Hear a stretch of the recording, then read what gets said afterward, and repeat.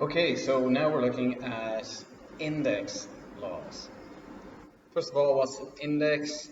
Well, they're numbers to the power of something, and the index is this little number up here. So if we call 2 to the power of 4, this is the index, also called the exponent, or you could call it the power. And this larger number, the 2, is called the base. So this is 2 to the power of 4. You can't see with the shine. 2 to the power of 4, 2 to the index 4, is 2 by itself 4 times. Now we've gone through that already. So it's a shortened way of saying 2 by itself 4 times. Now you can start using these index form numbers and combining them together using some rules or laws. The first index law is about if you multiply two numbers to the power together. Now notice that in all my examples here, the base is the same. So it's not always 2, but this only works if the base, so the large number, is the same. And you'll see why in a second. Okay, so this we can write out long ways. 2 to the power of 3 we know is 2 by itself 3 times, and 2 to the power of 2 is 2 by itself twice. Okay, so that's those. And they are multiplied together. Okay, so there's 2 to the power of 3, there's 2 to the power of 2. Now with all these 2's, instead of writing it like this, I could have just written it, well, how many 2's is multiplied by itself? It's 5 times. It's 2 to the power of 5. So what do I notice? I notice that, well, if I just count the number of 2's here and here, and add them together, I get a simpler version of this. So that's what the first index law says. If I add the powers, if it's multiplied, I add the powers to get to the power of 5. So the first index law is if you multiply, you add the powers, or those small little numbers. You keep the base the same, because this is why, because it's just the base number multiplied by itself. So if it was this was 2 and this large number was 3, it wouldn't work, because that wouldn't combine to multiply by itself 5 times. It would be 2 different numbers. So the first index law is if you're multiplying index numbers, the base is the same, you can add these little numbers, the powers. So 2 to the power of 3 times 2 to the power of 2, I add them, 3 plus 2, and I get 5. Now what happens when we get division? So this is division. This could be written 2 to the 4 divided by 2 to the power of 2. That's another way of writing that. But what if I expand this out? 2 to the power of 4 is 2 by 2 by 2 by 2.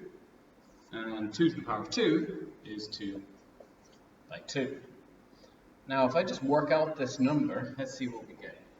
So 2 times 2 is 4, times another 2 is 8, times another 2 is 16. 2 times 2 is 4. What's 16 divided by 4? It's 4. What's another way of writing 4 in index form? Well, it's 2 squared, isn't it? 2 to the power of 2. Now I could have got to this answer a lot quicker. If I look, this is division. If I just subtracted the powers, 4 take away 2, I get that answer at the end, 2 to the power of 2. So that's the second rule, the division rule.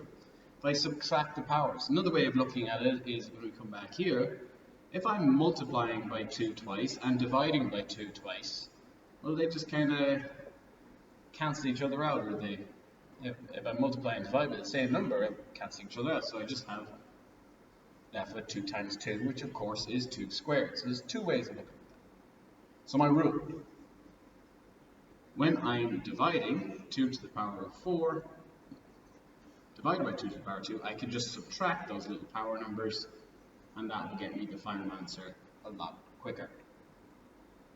Now you could do the long way, nothing wrong with that, but the short way might speed up proceedings.